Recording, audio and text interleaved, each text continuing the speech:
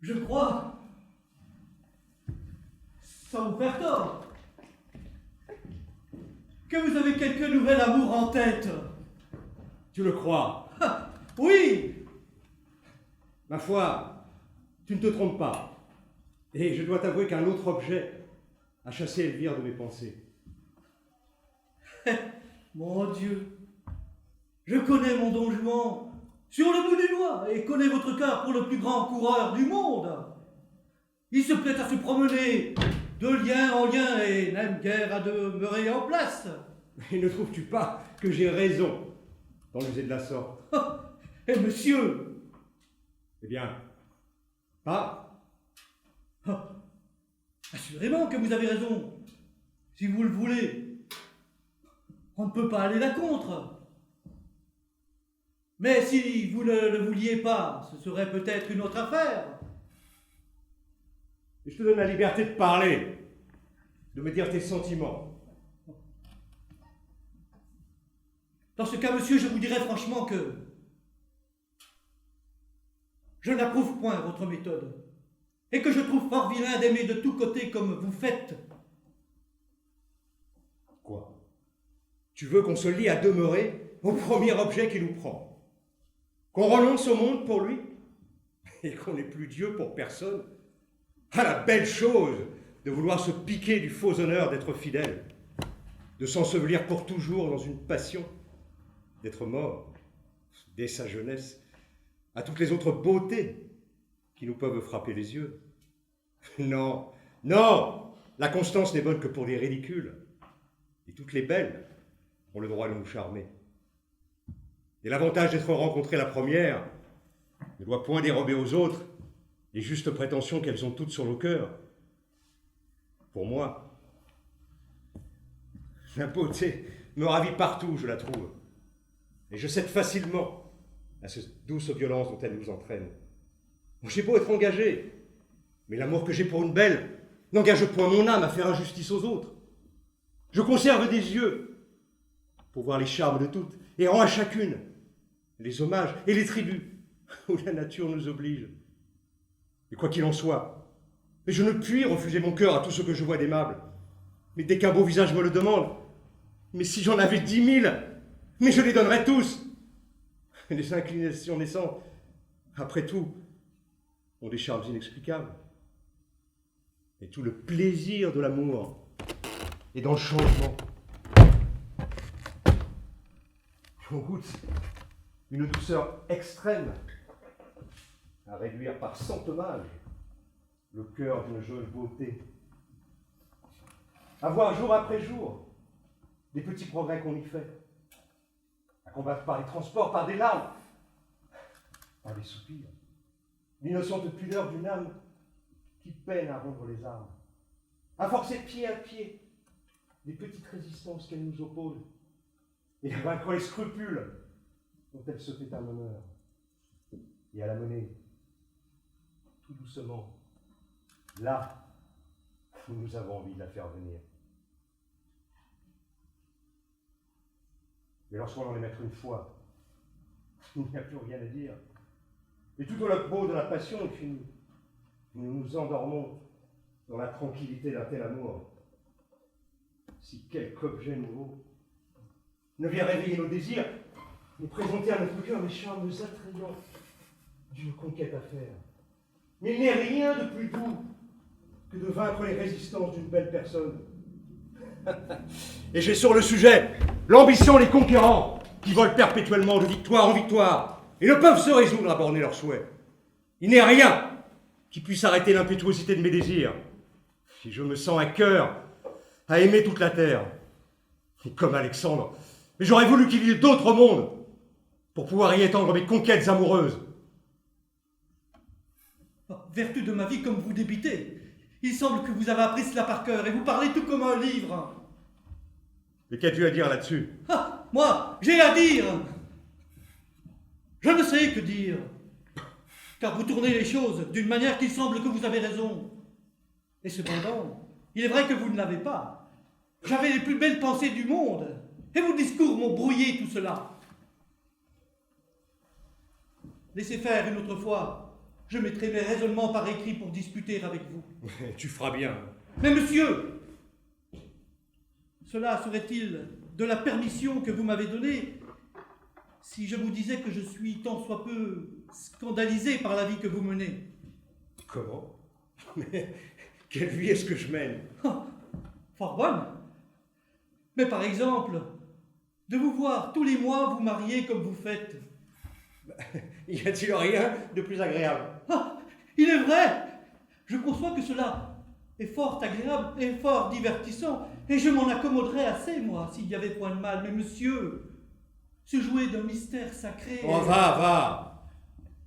C'est une affaire entre le ciel et moi. Nous la démêlerons bien ensemble, sans que tu t'en mettes en peine. Ma foi, monsieur, j'ai toujours ouï dire que c'est une méchante raillerie que de se railler du ciel, et que les libertins ne font jamais une bonne femme. Voilà, maître Sceau. Vous savez que je vous ai dit que je n'aime pas les faiseurs de remontrances? Je ne parle pas aussi à vous. Dieu m'en garde. Vous savez ce que vous faites, vous. Et si vous ne croyez rien, vous avez vos raisons. Mais s'il y a de certains petits impertinents dans le monde qui sont libertins, sans savoir pourquoi, qui font les esprits forts parce qu'ils croient que cela leur sied bien. Et si j'avais un maître comme cela, je lui dirais, fort nettement, le regardant en face, osez-vous bien ainsi, vous jouez au ciel, et ne tremblez-vous point de vous moquer comme vous faites des choses les plus saintes? C'est bien à vous, petit ver de terre, petit myrmidon que vous êtes. Je parle au maître que j'ai dit. C'est bien à vous, à vouloir vous mêler de tourner en raillerie ce que tous les hommes révèrent. Pensez-vous que pour être de qualité, pour avoir une perruque blonde et bien frisée, des plumes à votre chapeau, un habit bien doré et des rubans couleur de feu, je ne parle pas à vous, c'est à l'autre que je parle. Pensez-vous, dis-je, que vous en soyez plus habile homme, que tout vous soit permis, et qu'on ose vous dire vos vérités?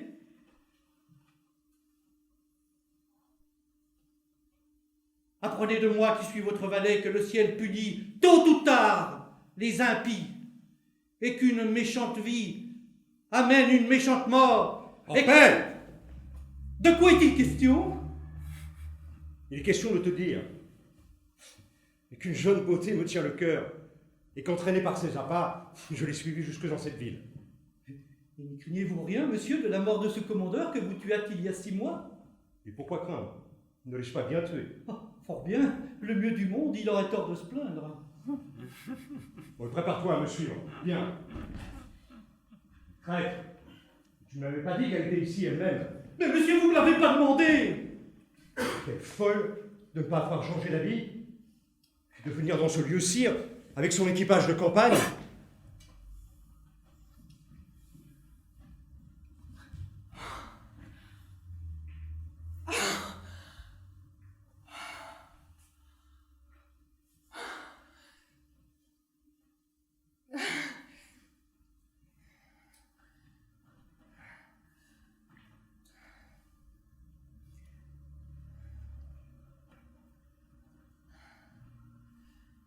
Me feriez-vous la grâce, Don Juan, de bien vouloir me reconnaître?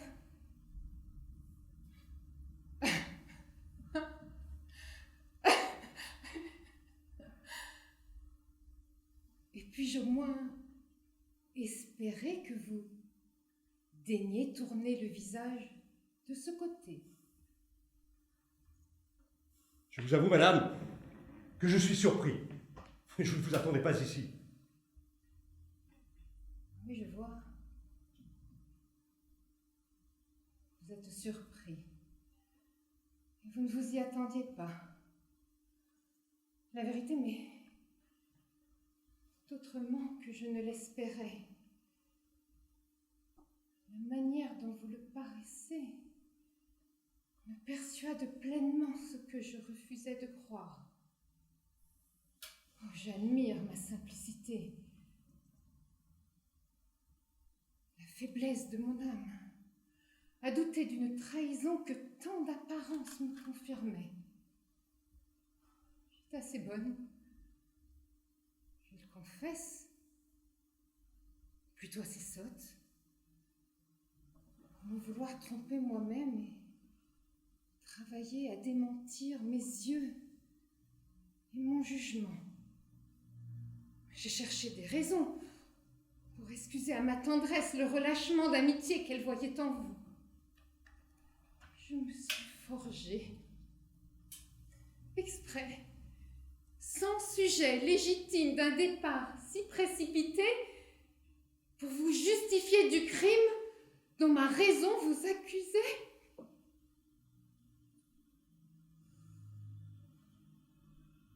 Mes justes soupçons, chaque jour, avaient beau me parler, j'en rejetais la voix qui vous rendait criminel à mes yeux. J'écoutais avec plaisir 1000 chimères ridicules qui vous peignaient innocent mon cœur.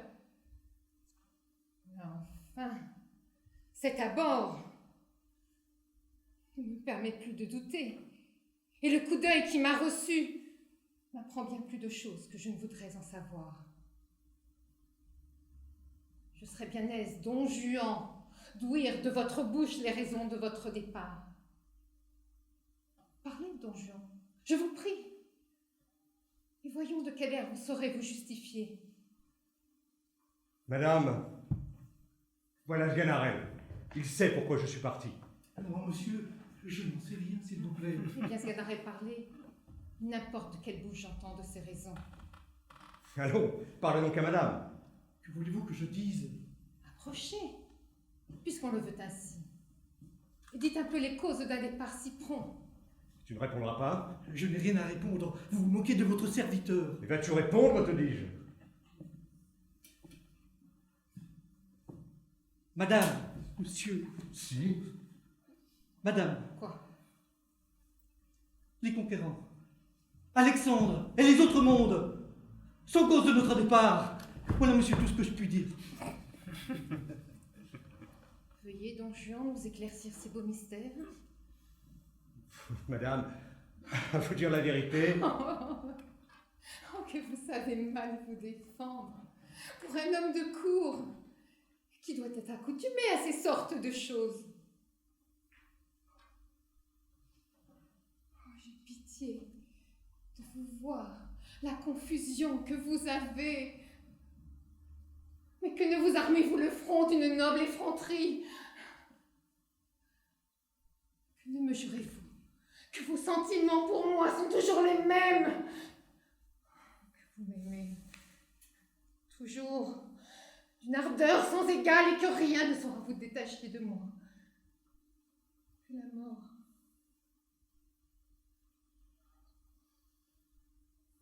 que me dites-vous que des affaires de la dernière conséquence vous ont obligé à venir ici sans me donner le ravi, qu'il faut malgré vous que vous demeuriez ici quelque temps. Je n'ai qu'à m'en retourner d'où je viens, assuré que vous suivrez mes pas le plus tôt qu'il vous sera possible. Il est certain que vous brûlez de me rejoindre et qu'éloigné de moi, vous souffrez ce que souffre un corps qui est éloigné de son âme. Voilà comment il faut vous défendre et non pas être interdit comme vous êtes. Je vous avoue, madame, que je n'ai point talent de dissimuler, que je porte un cœur sincère. Je ne vous dirai pas que je brûle toujours de vous rejoindre, ni que je suis toujours dans les mêmes sentiments. Parce qu'enfin, il est assuré que je ne suis parti que pour vous fuir. m'est venu des scrupules, madame. Et j'ai ouvert les yeux de l'âme sur ce que je faisais. J'ai fait réflexion que pour vous épouser, je vous dérobais à la clôture du couvent, que vous aviez rompu des vœux qui vous engageaient autre part, que le ciel est fort jaloux de ces sortes de choses. Voudriez-vous, madame, vous opposer à une si sainte pensée, et que j'allasse, en vous retenant, me mettre le ciel sur les bras? Séverin, c'est maintenant que je te connais tout entier. Et pour mon malheur, je te connais lorsqu'il n'en est plus temps, et une telle connaissance ne me sert plus qu'à me désespérer.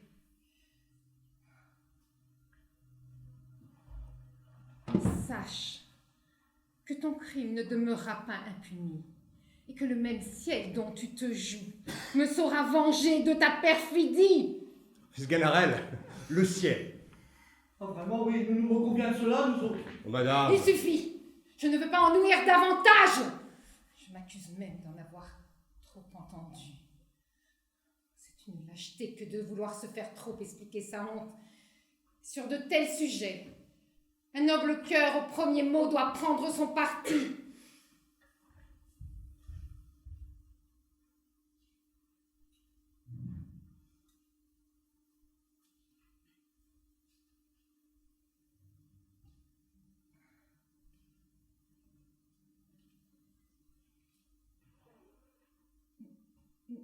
N'attends pas. J'éclate ici en injures et en reproches. Non, je n'ai pas un courroux à exhaler en paroles vaines. Et toute sa chaleur se réserve pour sa vengeance. Je te le dis encore, perfide. Le ciel te punira de l'outrage que tu me fais. Et si le ciel n'a rien que tu puisses appréhender, appréhende du moins la colère d'une femme offensée. Si le remords le pouvait prendre.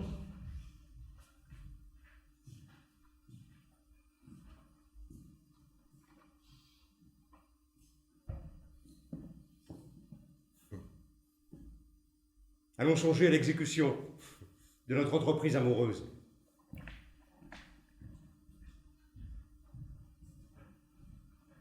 Quel abominable maître me vois-je obligé de servir?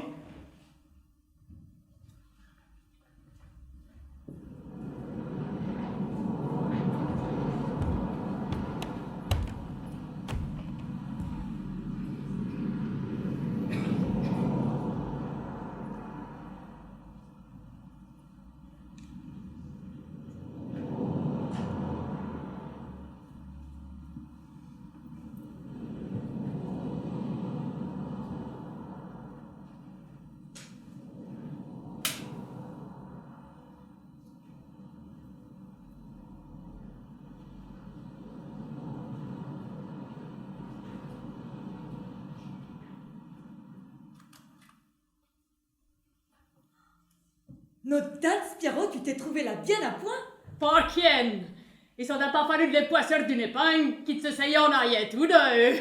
C'est donc le coup de vent d'un matin qui les a renversés dans la mare. Again, Charlotte, je m'en vais t'en compter tout fendre comme cela est venu. Car comme dit l'autre, je les ai le premier avisés. Avisé le premier, je les ai. Enfin donc, restions sur le bord de la mer, moi le gros Lucas. Et je nous amusions à batifoler avec des mottes de terre, que je nous jetions à la tête. Car, comme tout le sais bien, le gros Lucas aime à batifoler, et moi, parfois, je batifole tout. En batifolant donc, puisque batifoler y a. J'ai aperçu, de tout loin, quelque chose qui grouillait dans l'eau, et qui venait comme vers nous, par secousse. Et je voyais ça fixiblement. Et puis tout d'un coup, je voyais plus rien. Allons, Lucas, ça y est, je fais. Tu vois bien qu'il y a deux hommes qui nagent là-bas. Bon, voir, ce m'a-t-il fait. Tester au trépassement d'un chat, t'as la vue trouble. Par cinquième, ça y fait. J'ai point la vue trouble. Ce sont des hommes. Pas du tout, ce m'a-t-il fait. T'as la berlue. Faut-tu gâcher, ça je fais? Que j'ai point la berlue, ça je fais. Et que ce sont bien 2 hommes, ça je fais, qui nagent en droit ici, ça je fais. Morgen, c'est pas qu'il fait. Je gâche que non. Oh, ça y est, je fais. Veux-tu bien gager? Dis ça que si. Hein? Je la veux bien, ce matin, fait. Et pour te montrer. L'argent sous le jeu, ce matin, fait. Moi, Charlotte, j'ai pas été ni fou, ni estourdi. J'ai bravement bouté à terre 5 pièces tapées. Et 5 sols en double, jerrycan, aussi hardiment que si t'avais avalé une 22, ben. Vous savez bien ce que je faisais, moi, que gnier.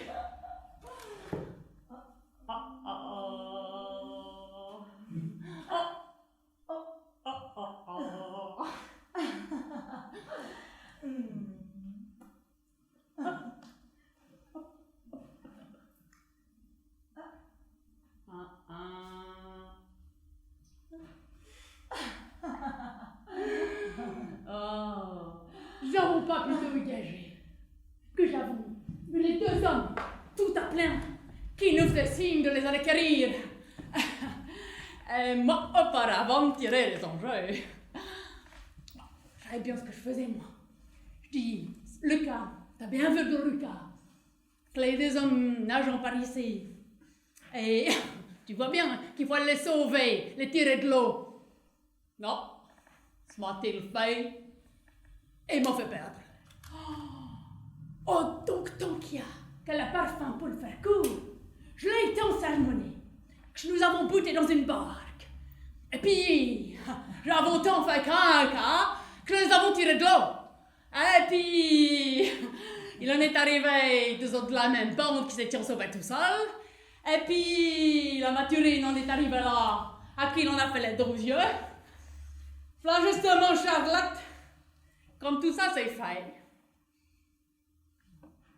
Ne m'as-tu pas dit, Piaro, qu'il y en a un bien plus méfié que les autres? Bah, c'est le maître.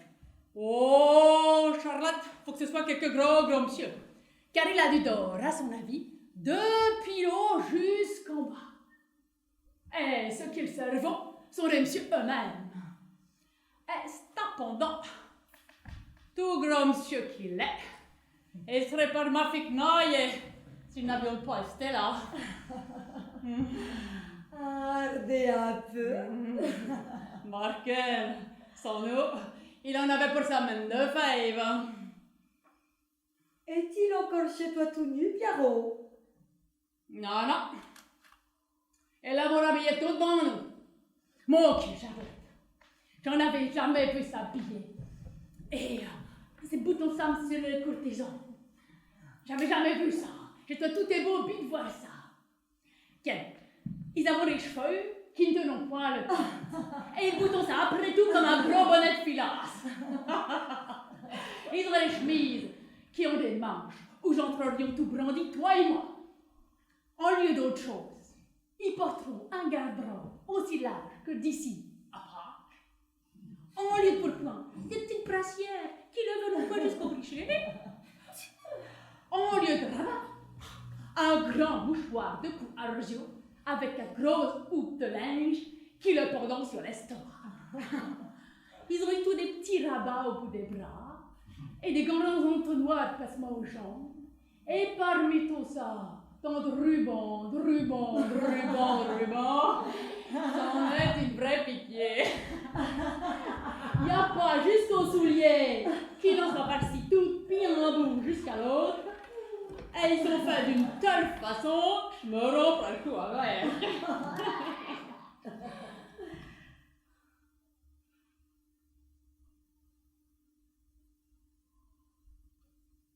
Pour ma fille, Piaro, faut que j'aille voir un peu ça. Écoute un peu auparavant, Charlotte. J'ai quelque chose à te dire. Eh bien, dis, qu'est-ce que c'est? Vois-tu, il faut comme dit l'autre que je t'ai bon de mon cœur. Je t'aime. Tu le sais bien. Et je sommes pour être mariés ensemble. Mais Marken, je suis point satisfaite de toi. Et comment donc? Qu'est-ce que donc il y a? Y a que tu me chagrines l'esprit, franchement. Et comment donc? Stigen, tu m'aimes point.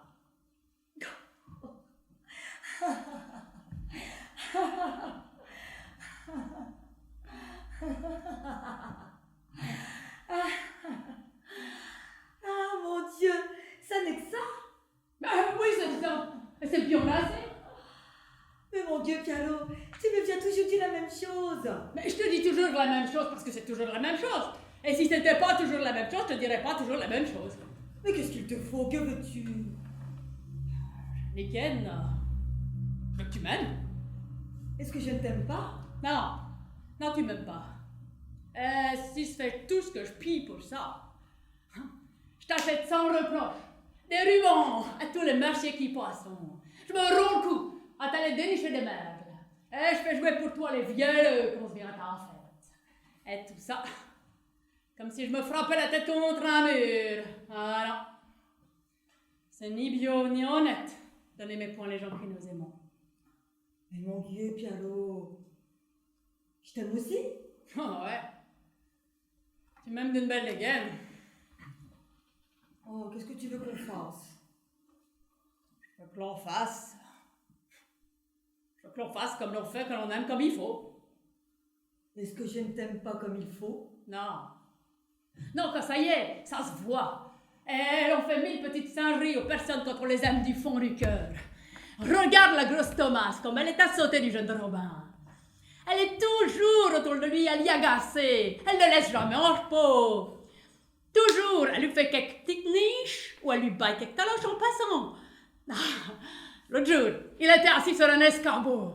Elle fut le tirer de sous le lit. Elle fit choir de tout son long par terre. Ah, Jarny, voilà comme on voit les gens qui aiment. Mais toi, tu n'es jamais mort. Tu es toujours là, comme une vraie souche de bois. Et je pourrais passer 20 fois devant toi, que tu ne te grouillerais pas pour me dire la moindre chose, ou me bailler le moindre coup. Entre non, c'est pas bien ça. Et t'es trop froide pour les gens. Mais qu'est-ce que tu veux que j'y fasse?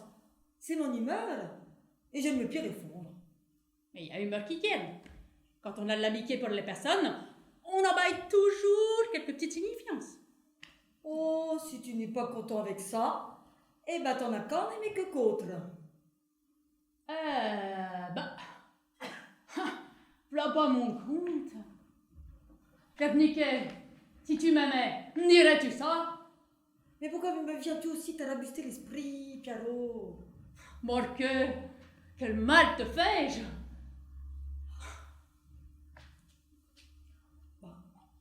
Laisse faire aussi. Ne me presse pas tant. Peut-être que ça viendra tout d'un coup comme ça, sans échanger.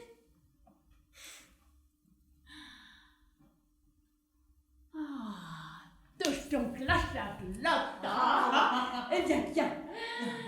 Promets-moi donc que tu tâcheras de me mettre davantage. Oh, j'y ferai tout ce que je pourrais. Ah. Mais tu sais, il faut que ça vienne de lui-même. Hein? Ah.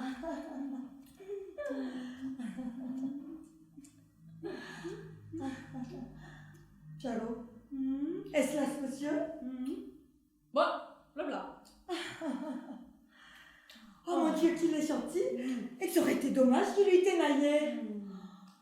Reviens tout à l'heure. Je m'en vais voir Chopin pour me le bouter tant soit peu de la fatigue que j'ai eue.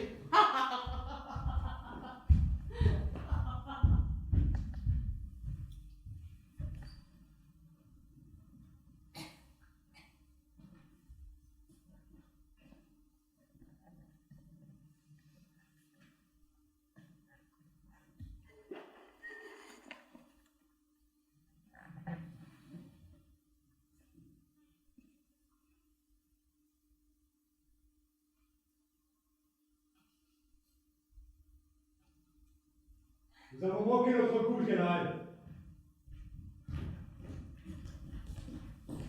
Cette bourrasque imprévue a renversé avec notre barque le projet que nous avions fait. Mais c'est dire vrai. La paysanne que je viens de quitter répare ce malheur. Je lui ai trouvé des charmes qui effacent de mon esprit tout le chagrin que me donnait le mauvais succès de cette entreprise. Il ne faut pas que ce cœur m'échappe. Et j'y ai déjà jeté des dispositions à ne pas me souffrir longtemps de pousser des soupirs. Monsieur, j'avoue que vous m'étonnez. À peine sommes-nous échappés d'un péril de mort qu'au lieu de rendre grâce au ciel de la pitié qu'il a daigné rendre de nous, vous attirez tout de nouveau sa colère par vos fantaisies accoutumées et vos amours. Paix, coquin que vous êtes! Vous savez ce que vous dites et monsieur ce qu'il fait. Allons!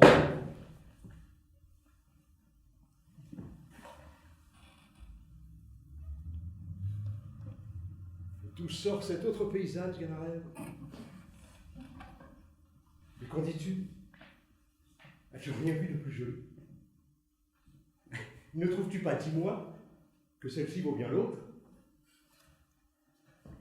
Assurément, autre pièce nouvelle. Là.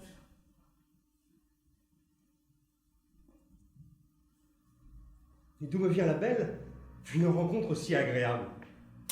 Quoi? En ces lieux champêtres, parmi ces arbres, ces rochers, on trouve des personnes faites comme vous l'êtes. Vous voyez, monsieur? Êtes-vous de ce village? Oui, monsieur. Et vous y demeurez? Oui, monsieur. Et vous vous appelez? Charlotte, pour vous servir. Oh, la charmante personne! Que ses yeux sont pénétrants! Si, monsieur. Vous me rendez toute honteuse. N'ayez point honte d'entendre dire vos vérités. Sganarelle, qu'en dis-tu? Peut-on rien voir de plus agréable? Oh, tournez-vous un peu. S'il vous plaît. Oh.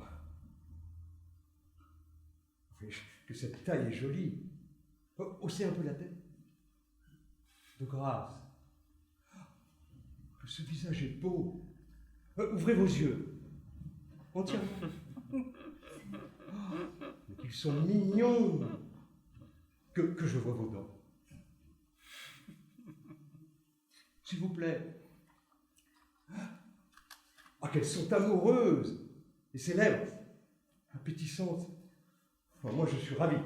Je n'ai jamais rencontré de si charmante personne. Tout ça vous plaît à dire, monsieur, mais je ne sais pas si c'est pour vous railler de moi. Moi? Me railler de vous? Ah, mais Dieu m'en garde. Mais je vous aime trop pour cela. Oh, je vous Et suis... c'est du fond du cœur que je vous parle. Oh, je vous suis bien obligée si ça, monsieur. Mais vous n'êtes en rien obligé de tout ce que je vous dis. Et ça n'est qu'à votre beauté que vous en êtes redevable. Oh, monsieur, tout ça est trop bien dit pour moi. Et je n'ai pas d'esprit pour vous répondre. Sganarelle, regarde un peu ses mains. Si, elles sont noires comme je ne sais quoi. Mais que dites-vous là? Et ce sont les plus belles du monde. Oh, souffrez que je les baise, je vous prie. Oh, monsieur, c'est trop d'honneur que vous me faites. Si j'avais su ça tantôt, je n'aurais pas manqué de les laver avec du son. Et dites-moi un peu, belle Charlotte, vous n'êtes pas mariée sans doute? Non, monsieur, mais je dois bientôt l'être, avec Pierrot, le fils de la voisine Simonette. Quoi? Une personne comme vous serait la femme d'un simple paysan? Ah non! Non! Mais c'est profaner tant de beauté. Mais vous n'êtes pas né pour demeurer dans un village. Et vous méritez sans doute meilleure fortune. Et le ciel, qui le connaît bien, m'a conduit ici tout exprès pour que j'empêche ce mariage et que je rende justice à vos charmes. Car je vous aime, Charlotte, de tout mon cœur. Il ne tiendra qu'à vous. Et que je vous tire de ce lieu misérable et vous mette en l'état où vous méritez d'être. Bon, cet amour est bien prompt, sans doute. Mais quoi, Charlotte? Mais c'est un effet de votre grande beauté. Et l'on vous aime autant en un quart d'heure que l'on ferait d'autres en 6 mois. Aussi vrai, monsieur, je ne sais comment faire quand vous parlez. Tout ce que vous me dites me fait aise, et j'aurais toutes les envies du monde de vous croire. Mais on m'a toujours dit qu'il ne fallait pas croire les messieurs, et que vous autres courtisans n'êtes que des enjôleux qui ne songez qu'à abuser les filles. Je ne suis pas de ces gens-là. Il la garde. Vous voyez, monsieur, il n'y a pas plaisir à se laisser abuser. Je suis suis une pauvre paysanne, mais j'ai l'honneur en recommandation. Et j'aimerais mieux me voir morte que de me voir déshonorée. Moi, j'aurais l'âme assez méchante pour abuser une personne comme vous? Je serais assez lâche pour vous déshonorer? Oh non, non, mais j'ai trop de conscience pour cela. Je vous aime, Charlotte, en tout bien et en tout honneur. Et pour vous montrer que je dis vrai, sachez que je n'ai d'autre dessein que de vous épouser. Non, non, ne craignez rien, il se mariera avec vous tant que vous voudrez. Ah, Charlotte, je vois bien que vous ne me connaissez pas encore, mais vous me faites grand tort de juger de moi par les autres. Mais s'il y a des fourbes dans le monde, des gens qui ne pensent qu'à abuser les femmes, mais vous devez me tirer du nombre et ne pas mettre en doute la sincérité de ma foi. Et puis, quand on est faite comme vous êtes, on est sous couvert de ces sortes de craintes. Votre beauté vous assure de tout, mais vous n'avez pas l'air, croyez-moi, d'une personne qu'on abuse. Et pour moi, je me piquerais le cœur de 1000 coups si j'avais la moindre pensée de vous trahir. Ah, tout ça est trop bien dit. Ça donne vraiment envie de vous croire. Je ne sais pas si c'est vrai ou non, mais vous faites que l'on vous croit. Charlotte, voulez-vous consentir à être ma femme?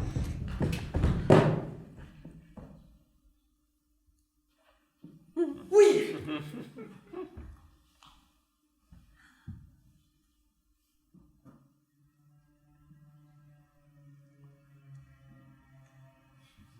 Oui, pourvu que ma tante le veuille.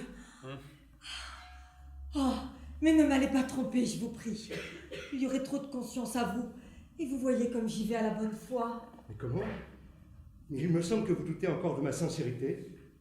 Et voulez-vous que je fasse des serments épouvantables? Que le ciel... Oh, ne jurez pas, je vous prie. Je vous crois. Oh, Charlotte, donnez-moi donc un petit baiser en gage de votre parole. Attendez que je sois mariée. Après ça, je vous baiserai tant que vous voudrez.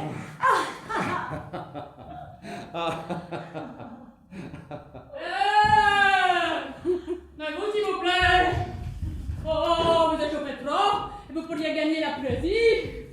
Oh, Mais qui m'amène cet impertinent? je veux que vous teniez, et que vous carissiez pas nos accordés. Mais que le bruit! Oh, mais laisse-le aussi, Caro. Mais que je laisse faire, mais je peux pas, moi. C'est pas parce que vous êtes monsieur que vous pouvez caresser nos femmes sous notre barbe. Comment? Allez-vous en caresser Quoi? les vôtres. Quoi? Bon, Quoi? elles Quoi? sont fières, elles sont Quoi? fières. Oh, c'est pas bien ça de battre les gens. Oh, et c'est pas la récompense de vous avoir sauvé d'être noyé. Ah, mais ne te fâche point, Caro. Mais je vais me fâcher, moi. Et t'es une vilaine, toi, d'endurer contre cajole. Mais ça n'est pas ce que tu penses, Pierrot. Ce monsieur veut m'épouser et tu ne dois pas te bouter en colère. Comment?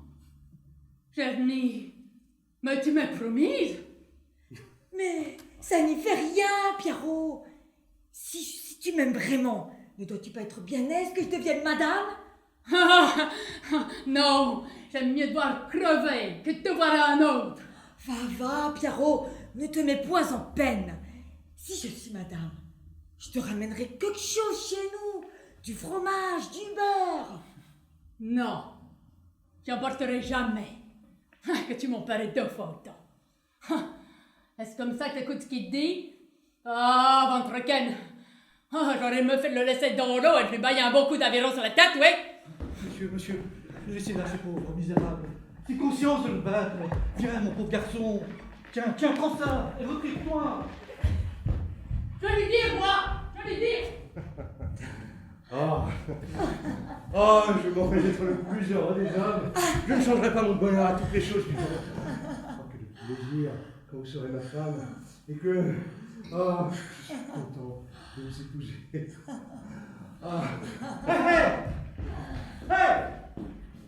Monsieur, Monsieur? Que faites-vous donc là avec Charlotte? Êtes-vous voulu parler d'amour aussi? Mais non, au contraire. C'est elle qui me témoignait une envie d'être ma femme. Je lui répondais que je suis engagé avec vous. Qu'est-ce que c'est donc que vous veut, Mathurine? Elle est jalouse que je vous parle et voudrait que je l'épousasse. Je lui dis que c'est vous, je veux. Quoi, Charlotte? Mais tout ce que vous lui direz est inutile, et j'ai mis ça en tête. Comment donc, Mathurine? C'est en vain que vous lui parlerez, vous n'oserez point cette fantaisie. Est-ce que... Il est impossible de lui faire entendre vos raisons. Je voudrais... C'est en vain que vous lui parlerez. Vraiment? Mais ne lui parlez pas, c'est une folle. Je pense... Laissez-la là, c'est une extravagante. Non, non, faut que je lui parle. Non, mais je veux connaître un peu ses raisons. Quoi? Je gage qu'elle vous dira que j'ai promis de l'épouser. Je... Et gageons qu'elle vous soutiendra, que je lui ai donné parole de la prendre pour femme. Oh là, Charlotte, ça n'est pas bien de courir sur le marché des autres. Et ça n'est pas honnête, Mathurine, d'être jalouse que monsieur me parle. C'est moi que monsieur a vu la première. Si vous avez vu la première, il m'a vu la seconde et m'a promis de l'épouser. N'ai-je pas deviné? Je vous baise les mains, c'est moi, et non pas vous que monsieur a promis d'épouser. Que vous avez-je dit? À d'autres vous dis-je, c'est moi. Vous vous moquez des gens, c'est moi encore un coup. Le vlaquer pour le dire si je n'ai pas raison. Le vlaquer pour le démentir si c'est pas vrai. Est-ce, monsieur, la vérité que Mathurine, vous lui avez demandé de l'épouser? Je vous raillais de moi. Est-il vrai, monsieur, que vous lui avez donné parole d'être son mari? Pouvez-vous avoir cette pensée? Vous voyez qu'elle le soutient. Mais laissez-la faire. Vous êtes témoin comme elle Mais assure. laissez-la dire. Non, non, non, non, non, il faut connaître la vérité. Il est question de juger ça. Oui, Mathurine, je veux que monsieur vous montre votre bec jaune. Oui, Charlotte, je veux que monsieur vous rende un peu qu'amuse.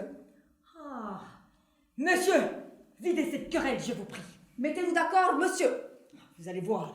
Vous allez voir vous-même. Dites. Parlez.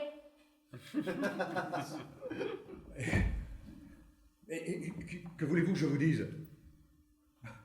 Vous prétendez toutes deux que j'ai promis de vous prendre pour femme.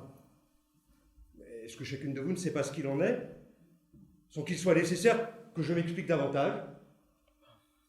Pourquoi m'obliger là-dessus à dire redite? Et celle à qui j'ai promis, n'a-t-elle pas en elle-même de quoi se moquer des paroles de l'autre? Et doit-elle se mettre en peine, pourvu que j'accomplisse ma promesse? Mais il ne faut pas dire, il faut faire. Les discours ne font pas avancer les choses. Aussi, n'est sans rien qu'en ce sens, que je veux vous mettre d'accord. Et l'on verra quand je me marierai, laquelle des deux a mon cœur. Laissez-la croire ce qu'elle voudra. Laissez-la flatter son imagination. Oh, je vous adore. Je suis tout à vous. Tous les visages sont laids auprès du vôtre. On ne peut plus souffrir les autres quand on vous a vu.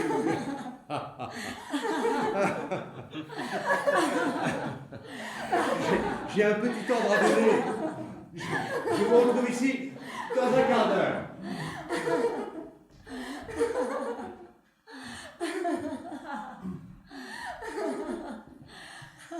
Ah, pauvre fille que vous êtes. J'ai pitié de votre innocence. Et je ne puis souffrir de vous voir courir à votre malheur. Croyez-moi, l'une et l'autre, ne vous amusez point à tous les contes qu'on vous fait. Et demeurez dans votre village. Je me demande pourquoi le général ne me suit pas. Mon maître est un faux. Il n'a dessein que de vous abuser, et on a abusé d'autres. C'est l'épouseur du genre.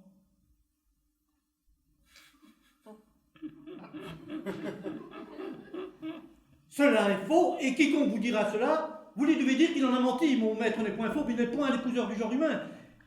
Il n'a pas dessein de vous tromper, il n'en a point abusé d'autres. Ah, ah, tenez, le voilà. Demandez-le plutôt à lui-même. Oui?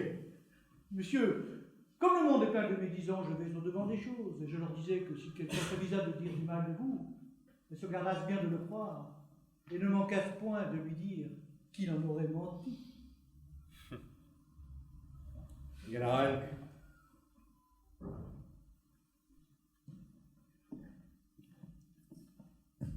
Oui, monsieur est homme d'honneur, je le garantis de tel. Allez bien, nous sommes assez divertis.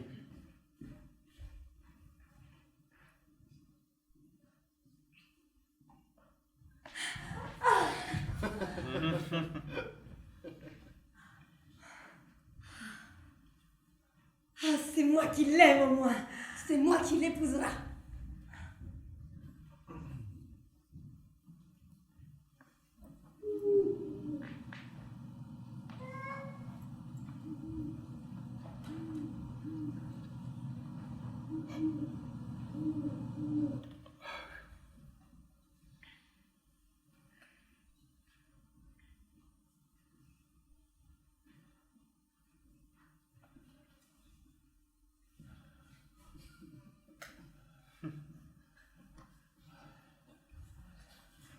Renseignez-nous un peu sur le chemin qui mène à la ville.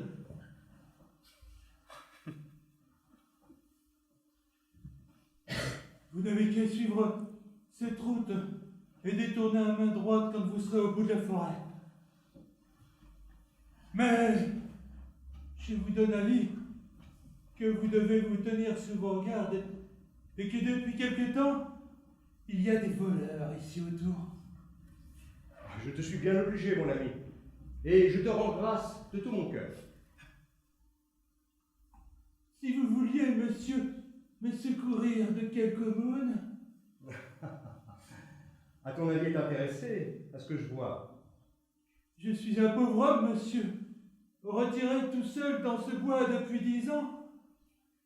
Et je ne manquerai pas de prier le ciel qui vous donne toutes sortes de biens. Prie le dos qu'il te donne un avis, sans te mettre en peine des affaires des autres.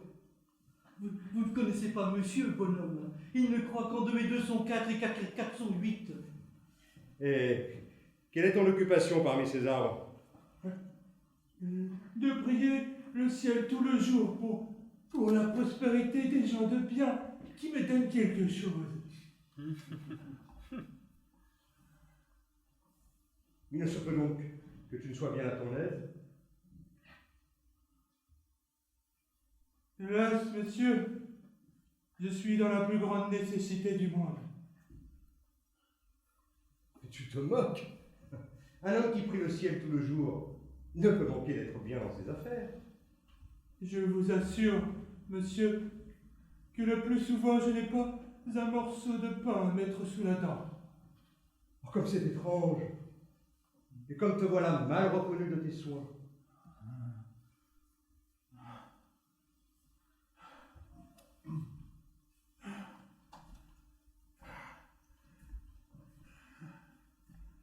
Tiens,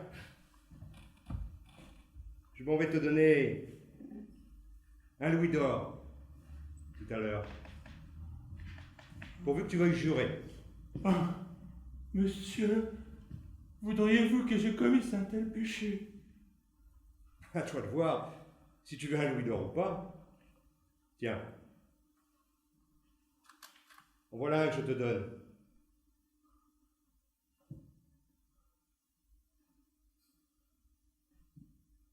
Si tu jures, Monsieur, à moins de cela, tu ne l'auras pas. Ah va, jure un peu, il n'y a pas de mal. Et prends-le, voilà. Et prends-le, te dis-je.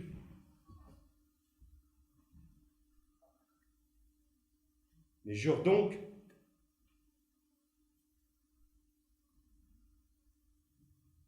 non, monsieur. J'aime mieux mourir de faim.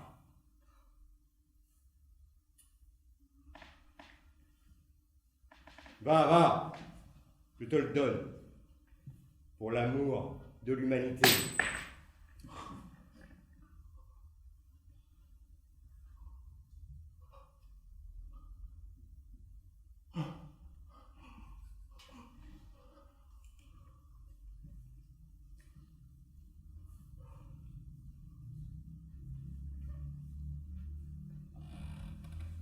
Quel est cet étrange édifice que je vois entre les arbres?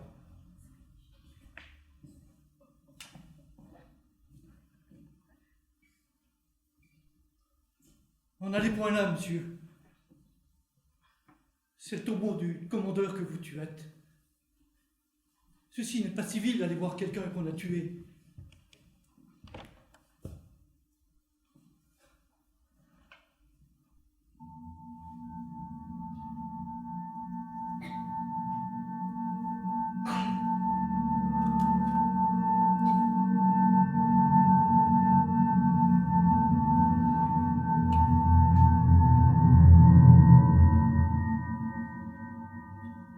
Sortons d'ici.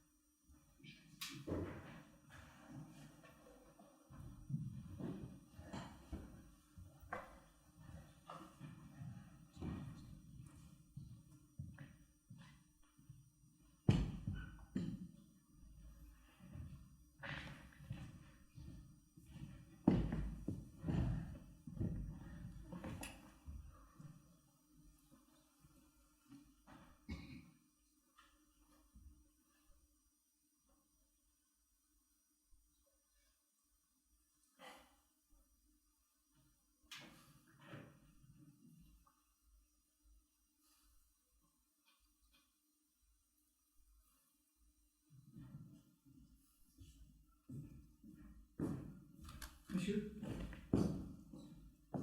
voilà votre marchande, Madame Dimanche. Elle vient vous demander de l'argent, je la fais attendre. Non. Au contraire. Fais-la entrer.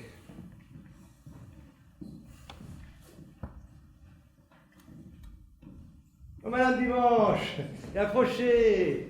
Approchez. Ah, comme je suis ravi de vous voir, et que j'en veux à mes gens de ne pas vous avoir fait entrer d'abord. J'avais donné ordre qu'on ne me fît parler personne. Mais cet ordre n'est pas pour vous. Et vous êtes en droit de ne jamais trouver le porte fermé chez moi. Monsieur, je vous suis fort obligée. Parbleu, coquin. Je vous apprendrai à faire attendre Madame Dimanche dans un antichambre. Je vous ferai connaître les gens. Cela n'est rien. Comment? Je vais vous dire que je n'y suis pas. À Madame Dimanche, la meilleure de mes amies. Monsieur, je suis votre servante. J'étais venue. Mais un siège pour Madame Dimanche. Monsieur, je suis bien comme cela. Point. Je peux vous assise tout contre moi. Cela n'est pas nécessaire. Mais ôtez ce pliant, apportez un fauteuil. Monsieur, vous vous moquez. Mais Et je... non, je sais trop ce que je vous dois. Et je ne veux point qu'on mette de différence entre nous. Monsieur, Alors, asseyez-vous. monsieur, n'est qu'à moi vous dire, et je suis venue juste pour... Mettez-vous là, vous dis-je. Non, monsieur, je suis bien comme cela. Je viens juste pour vous Non demander- Je ne vous écoute point. Si vous êtes assise. Monsieur, je fais ce que vous voudrez. Je... Parbleu, Madame Dimanche, vous vous portez bien. Oui, monsieur, pour vous rendre service, je... Vous avez un fond de santé admirable. Les lèvres fraîches, le teint vermeil, les yeux vifs. Je voudrais bien... Et comment se porte Monsieur Dimanche, votre époux? Fort bien, monsieur. Dieu merci. Ah, c'est un brave homme. Il est votre serviteur, monsieur. Monsieur, je suis venue pour vous Et demander... votre petite fille Claudine, comment va-t-elle? Le mieux du monde. Ah, la belle petite fille que c'est. Je l'aime de tout mon cœur. C'est trop d'honneur que vous lui faites, monsieur. Monsieur, je suis venue... Et votre petit Colin, fait-il toujours bien du bruit avec son tambour? Toujours de même, monsieur, je vous... Et votre petit chien Brusquet, gronde-t-il toujours aussi fort? Et mord-il toujours les jambes des gens qui viennent chez vous? Plus que jamais, monsieur, nous ne serions en chevire. Mais monsieur... Oh, ne vous étonnez pas, si je m'informe de toute votre famille, j'y prends beaucoup d'intérêt. Nous sommes, monsieur, infiniment obligés. Mais monsieur... Touchez-la, Madame Dimanche. Mais êtes-vous bien de mes amis? Monsieur... Je suis votre servante. Je... Parbleu, Madame Dimanche, je suis tout à vous. Oui. Monsieur... Vous moquez, monsieur. Et il n'y a rien que je ne fisse pour votre service. Vous avez trop de bonté pour moi, monsieur, assurément. Et Mais- cela sans intérêt, soyez-en sûr. Trop de grâce que vous me faites, monsieur. Mais monsieur... Madame Dimanche, sans façon. Mais voulez-vous souper avec moi? Non, monsieur, non. Il faut que je m'en retourne tout à l'heure. Monsieur, Mais je juste... un flambeau pour reconduire Madame Dimanche, et que 4 ou 5 de mes gens prennent des mousquetons pour l'escorter. Monsieur, il n'est pas nécessaire. Et je m'en irai bien toute seule. Comment? Mais je veux qu'on vous escorte. Je m'intéresse trop à votre personne. Je suis votre serviteur, et en plus d'être votre débiteur. Ah, monsieur... Mais c'est une chose que je ne cache pas, et que je dis à tout le monde. Si... Voulez-vous que je vous reconduise? Monsieur, vous vous moquez, monsieur. Oh, Madame Dimanche, embrassez-moi. Oh, je veux que vous soyez encore une fois persuadés que je suis tout à vous, et qu'il n'y a rien au monde que je ne fisse pour votre service.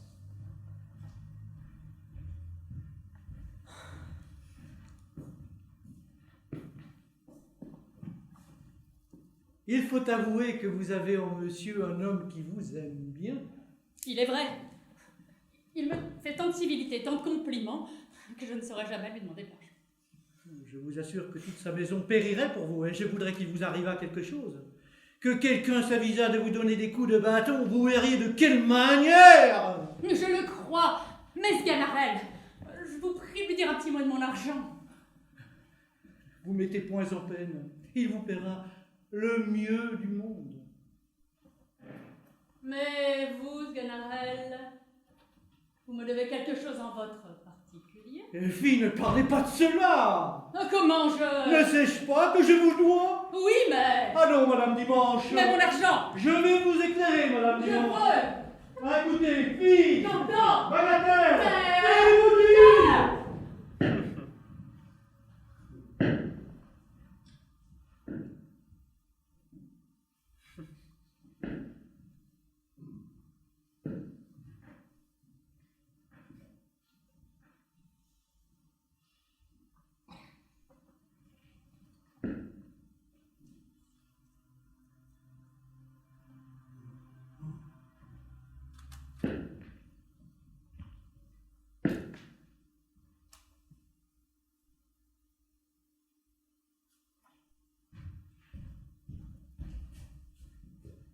Il me fallait cette visite pour me faire enrager.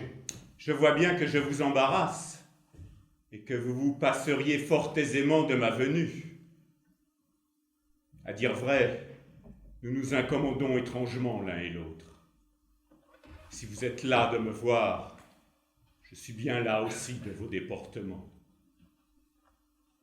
Hélas, nous savons peu ce que nous faisons lorsque nous ne laissons pas au ciel le soin des choses qu'ils nous font.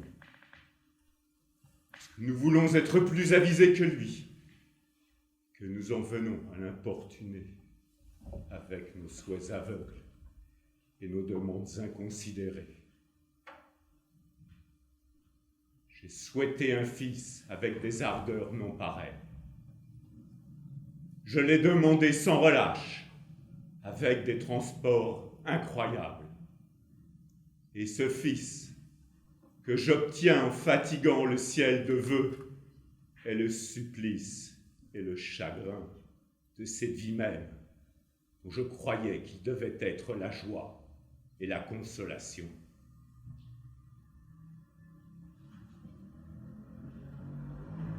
De quel œil, à votre avis, croyez-vous que je puisse voir cet amas d'actions indignes dont on appelle aux yeux du monde d'adoucir le mauvais visage? Cette suite continuelle de méchantes affaires nous conduisent à toutes heures à lasser les bontés du souverain qui ont épuisé auprès de lui le mérite de mes services et le crédit de mes amis. Quelle bassesse est la vôtre! Ne rougissez-vous point de mériter si peu votre naissance? Êtes-vous en droit, dites-moi, d'en tirer quelque vanité? Qu'avez-vous fait dans le monde pour être gentilhomme? Croyez-vous qu'il suffise d'emporter le nom et les armes, et que ce nous soit une gloire d'être sortis d'un sang noble lorsque nous vivons en infâme? Non, non. La naissance n'est rien, où la vertu n'est pas. Aussi, nous n'avons part à la gloire de nos ancêtres qu'autant que nous nous efforçons de leur ressembler. Cet éclat de leurs actions qu'ils répandent sur nous nous impose un engagement de leur faire le même honneur, de suivre les pas qu'ils nous tracent, de ne point démériter de leurs vertus, si nous voulons être estimés leurs véritables descendants. Ainsi, vous descendez en vain des aïeux dont vous êtes nés. Ils vous désavouent pour leur sort. Et tout ce qu'ils ont fait d'illustre ne vous donne aucun avantage. Au contraire, l'âme rejaillit sur vous qu'à votre déshonneur. Et la gloire est un flambeau qui illustre aux yeux d'un chacun la honte de vos actions. Apprenez enfin qu'un gentilhomme qui vit mal est un monstre dans la nature. Que la vertu est le premier titre de noblesse. Je regarde moins aux noms qu'on signe qu'aux actions qu'on fait. Je ferais plus état du fils d'un crocheteur qui serait honnête homme que du fils d'un monarque qui vivrait comme vous. Monsieur, si vous étiez assis, vous en seriez mieux pour parler. Insolent! Non, je ne veux point m'asseoir, ni parler davantage. Je vois bien que les paroles ne font rien sur ton âme. Mais sache, fils indigne, que la tendresse paternelle est poussée à bout par tes actions. Je saurais, plutôt que tu n'en penses, mettre une borne à tes dérèglements, prévenir sur toi le courroux du ciel, et laver par ta punition la honte de t'avoir fait naître.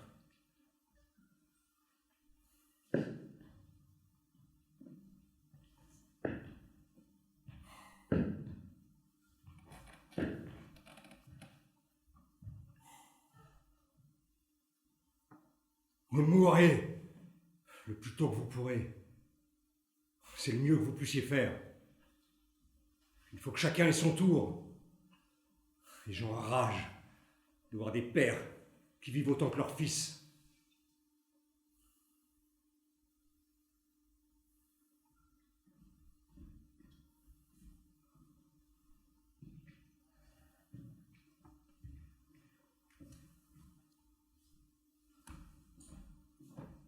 Monsieur,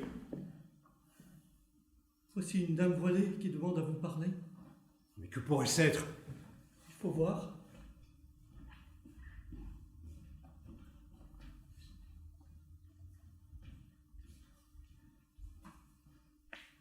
Ne soyez point surpris, don Juan, de me voir à cette heure et dans cet équipage. C'est un motif pressant qui m'oblige à cette visite. Et ce que j'ai à vous dire ne veut point du tout de retardement. Je ne viens point ici pleine de ce courroux qui tantôt m'animait, et vous me voyez bien changé de ce que j'étais ce matin. Ce n'est plus cette Donne Elvire qui faisait des vœux contre vous, et dont l'âme irritée ne jetait que menaces et ne respirait que vengeance.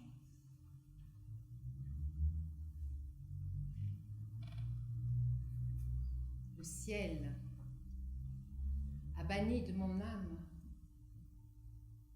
tous ces sentiments que je sentais pour vous, tous ces honteux emportements terrestres et grossiers.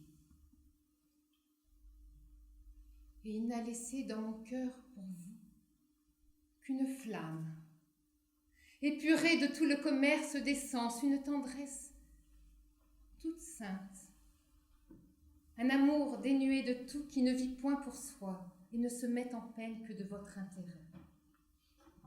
Tu pleures, je pense? Pardonne-moi.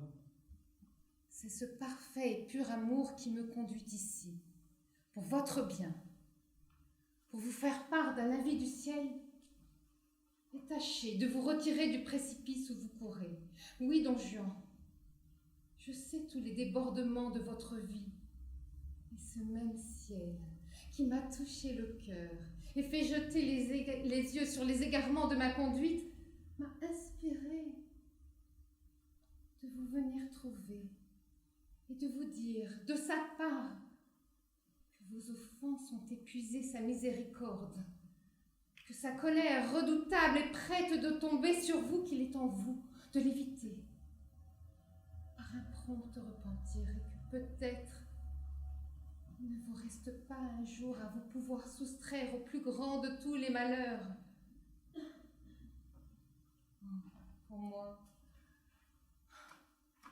je Je ne tiens plus à vous par aucun attachement du monde. Je suis revenue grâce au ciel de mes folles pensées. Ma retraite est résolue. Je ne demande qu'assez de vie pour pouvoir expier la faute que j'ai faite et méritée. Par une austère pénitence, le pardon de l'aveuglement où m'ont plongé, les transports d'une passion condamnable. Dans cette retraite,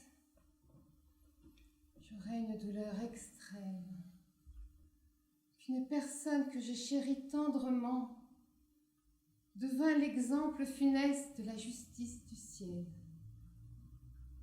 Et ce me sera une joie incroyable si je puis détourner du dessus de votre tête l'épouvantable coup qui vous menace.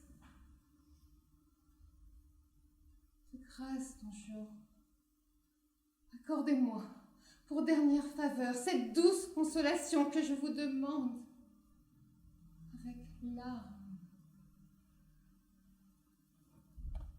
Et si vous n'êtes point touché de votre intérêt, soyez-le au moins par mes prières, et m'évitez le cruel déplaisir de vous voir condamné à des souffrances éternelles. Pauvre femme. Oh, je vous ai aimé avec une tendresse extrême. Rien au monde ne m'a été plus cher que vous. J'ai oublié mon devoir pour vous. J'ai fait toutes choses pour vous et toute la récompense que je vous en demande, c'est de corriger votre vie. Sauvez-vous, je vous prie.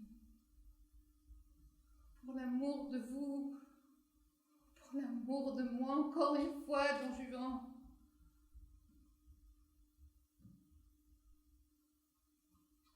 Je vous prie, sauvez-vous. Et si vous n'êtes point touché des larmes d'une personne que vous avez aimée, je vous en conjure, par tout ce qui est le plus capable de vous toucher. Qu'arrive-t-il? Je m'en vais à présent. Et voilà tout ce que j'avais à vous dire. Madame, il est tard. Demeurez ici. On vous illégera le mieux qu'on pourra. Non, Don Juan. Ne me retenez pas davantage. Madame, vous me ferez plaisir de demeurer. Je vous assure. Non, vous dis-je, ne perdons point de temps en discours superflus. Laissez-moi vite, allez. Ne faites aucune instance pour me conduire. Songez seulement. Profitez de mon avis.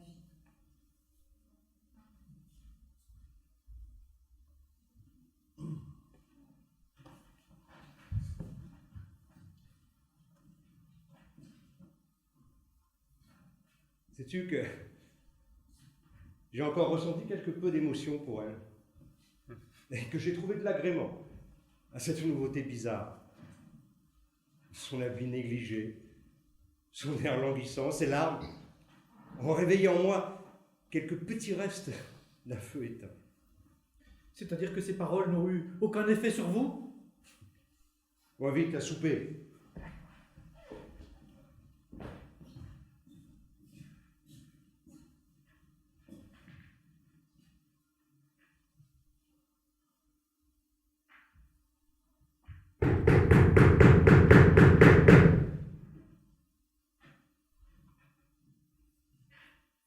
Qui peut frapper ainsi? Don Juan, c'est assez. Je vous invite demain à venir souper avec moi. En aurez-vous le courage? J'irai, accompagné du seul Sganarelle. Non, non, il est jeune, demain.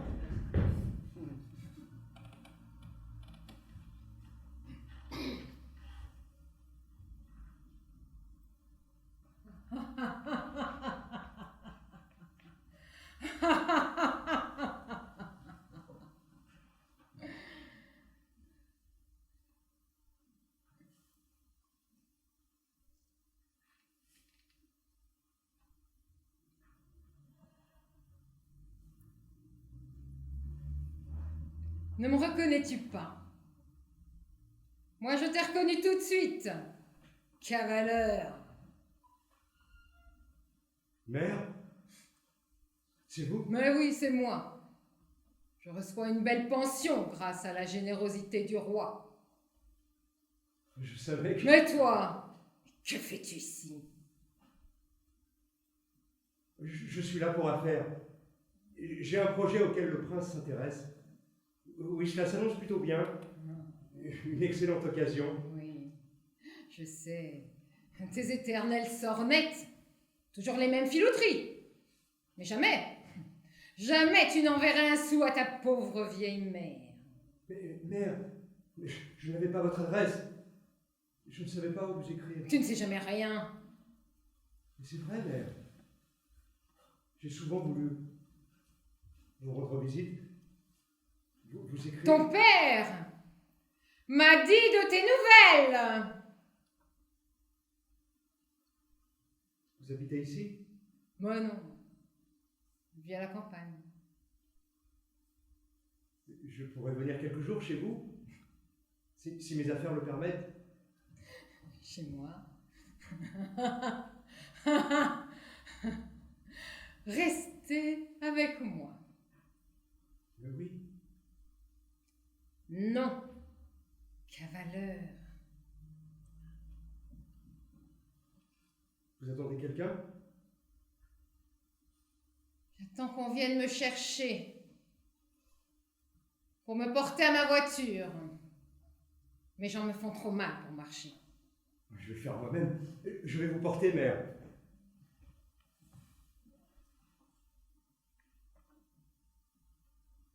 Mère. Comme le temps a passé.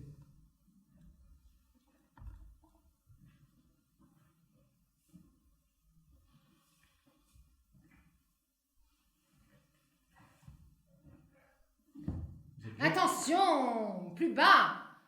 Sur les épaules? Mais non, tu comprends bien ce que je dis. Obéis et tais-toi. Plus bas, allons-y. Vous avez tort, mère, de dire que je ne suis qu'un cavaleur. Mon nom est célèbre dans toute l'Europe, comme écrivain et comme homme d'affaires de génie. Mais je ne comprends pas ce que vous dites. Bah, tu ne comprends pas, ou tu préfères ne pas comprendre. Oh, mère, trouvez-moi une maison près de la vôtre. J'ai 400 sequins. Je vous en enverrai la moitié. Oh, moi aussi, j'ai envie d'arrêter de courir le monde. Mais je ne suis plus si jeune. À Venise aussi. Ici!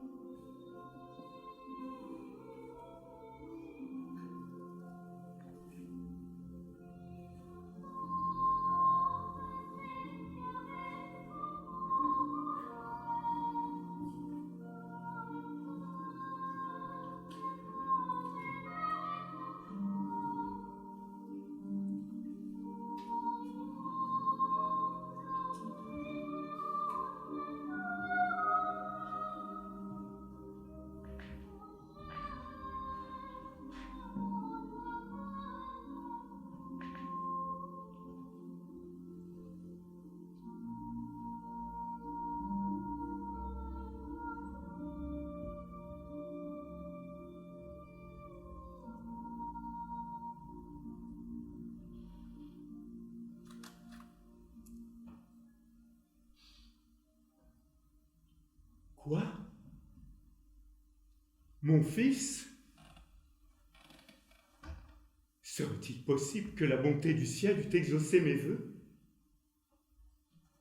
Ce que vous me dites est-il bien vrai? Ne m'abusez point d'un faux espoir. Puis-je prendre quelque assurance de la nouveauté surprenante d'une telle conversion? Oui. Vous me voyez revenu de toutes mes erreurs. Et je ne suis plus le même d'hier au soir.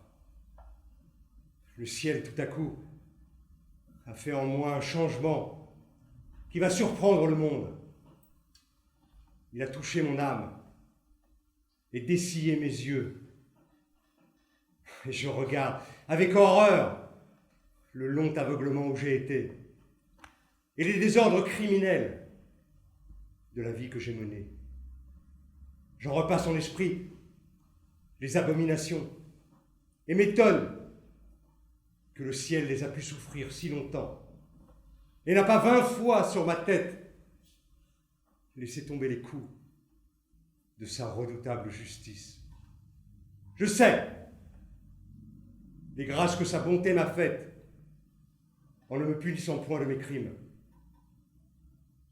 Et je prétends en profiter comme il se doit. Faire éclater aux yeux du monde un soudain changement de vie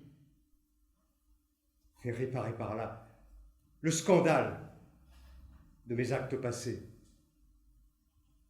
Et m'efforcer d'en obtenir du ciel une pleine rémission. Voilà ce à quoi je vais travailler. Et je vous prie, monsieur, de vouloir bien contribuer à ce dessein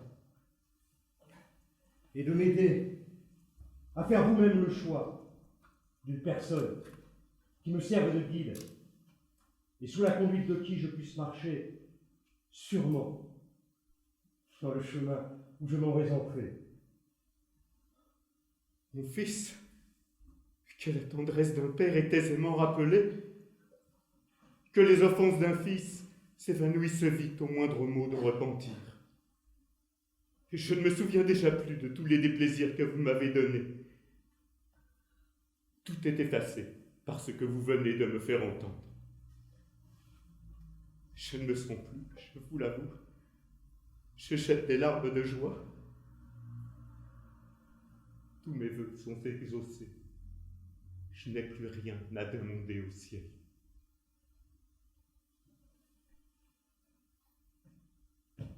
Embrassez-moi, mon fils.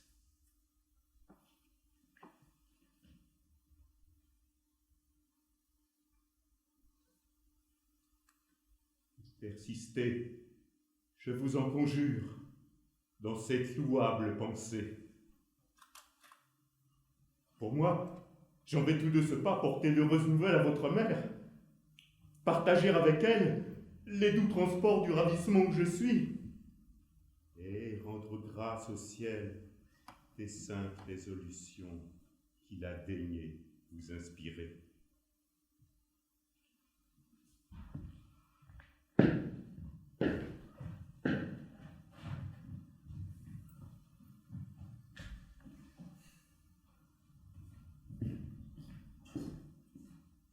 Ah, monsieur,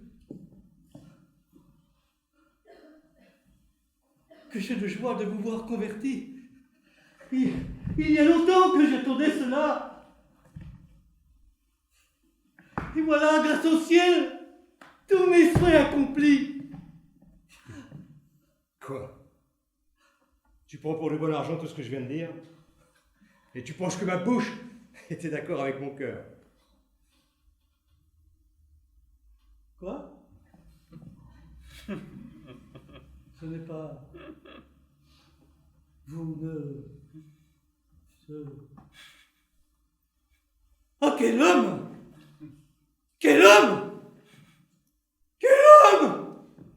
Mais non, je n'ai pas changé. Je suis toujours dans les mêmes sentiments.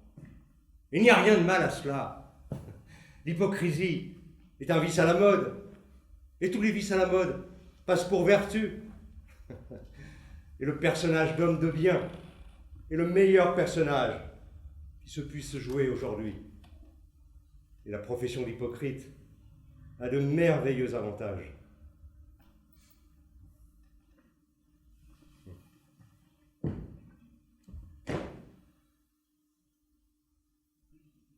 Monsieur, il faut que je vous parle. Faites-moi ce qu'il vous plaira. Partez-moi. Assommez-moi de coups. Tuez-moi si vous voulez. Il faut que je décharge mon cœur et qu'en valet fidèle, je vous dise ce que je dois. Sachez, monsieur, que tant la cruche va à l'eau qu'enfin elle se brise. Et comme le dit fort bien cet auteur, que je ne connais pas, l'homme est dans ce monde, ainsi que l'oiseau sur la branche. La branche est attachée à l'arbre. Qui s'attache à l'arbre suit le bon précepte. Les bons préceptes valent mieux que les belles paroles. Les belles paroles se disent à la cour. À la cour sont les courtisans. Les courtisans suivent la mode. La mode vient de la fantaisie. La fantaisie, c'est une faculté de l'âme. L'âme est ce qui nous donne la vie. La vie finit par la mort. La mort nous fait penser au ciel. Le ciel, il est au-dessus de la terre. La terre n'est point la mer. La mer est sujette aux orages. Les orages tourmentent les vaisseaux. Les vaisseaux ont besoin d'un bon pilote. Un bon pilote a de la prudence. La prudence n'est point chez les jeunes gens. Les jeunes gens doivent obéissance aux vieux. Les vieux aiment les richesses. Les richesses ne sont pas riches. Les riches ne sont pas pauvres. Les pauvres de la nécessité. Nécessité n'a point de loi. Et qui n'a point de loi vit en bête brute. Et par conséquent, vous serez damnés entre tous les diables.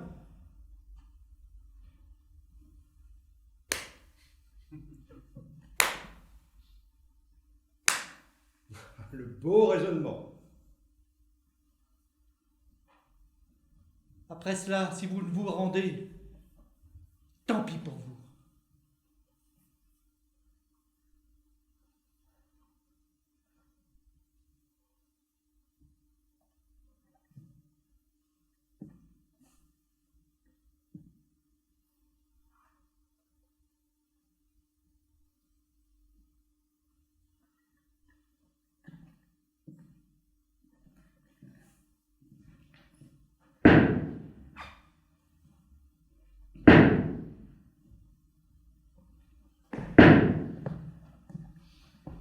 Arrêtez, Don Juan!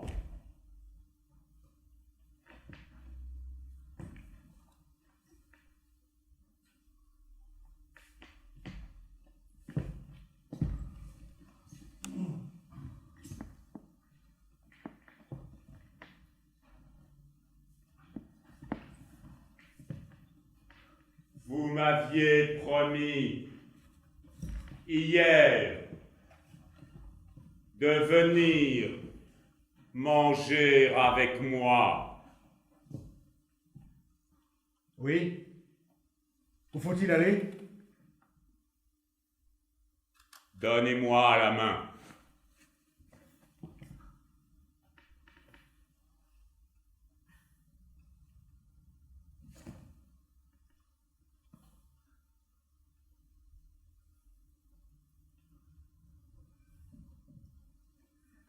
La voilà. Don Juan, l'endurcissement au péché traîne une mort funeste, et les grâces du ciel que l'on renvoie ouvre le chemin à sa foudre. Ciel, que songe! Un feu invisible me brûle. Je n'en puis plus. Mon corps!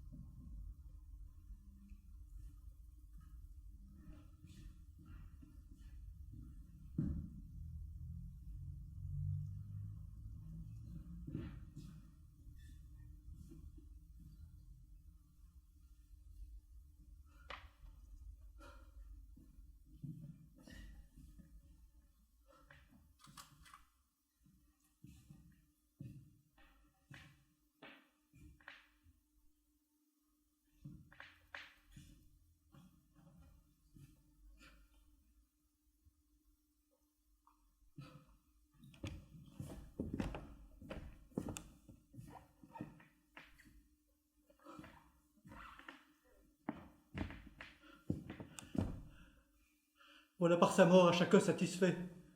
Ciel offensé, loi violée, fille séduite,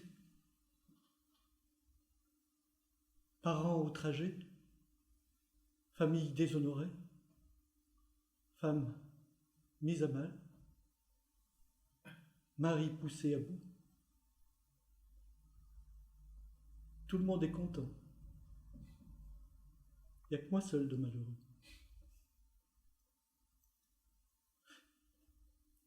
Mes gages, mes gages, mes gages,